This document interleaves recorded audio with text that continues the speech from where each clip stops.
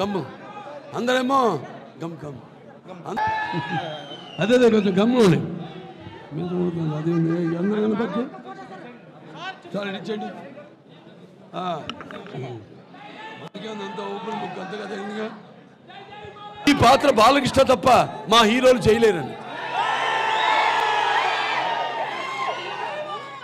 అంటే సినిమా అన్నది కేవలం నవ్వడమో అరవడమో లేకపోతే ఏడవడమో కాదు.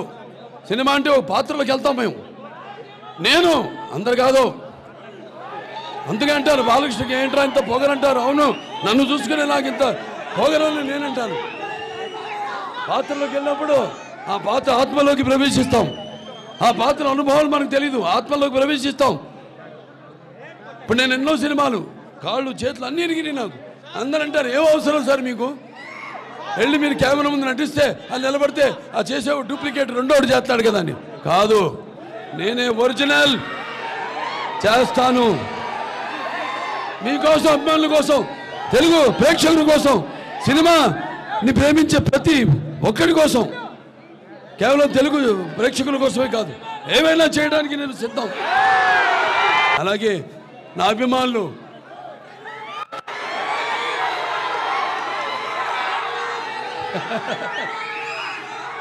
అంటే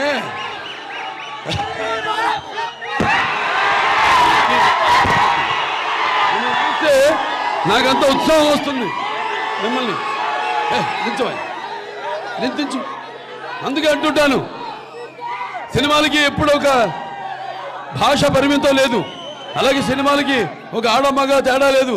అలాగే సినిమాలకి పండిత బామరాజు పట్టుబిడుపులు లేవు. అలాగే సినిమాలకి దరికి తారతమ్యాలు లేవు. అలాగే సినిమాలకి అభిమానులు దురభిమానులు అనే భేదం లేదు. అందరిలో అభిమానులే, అందరూ చూసుకుని అనుకుంటారు.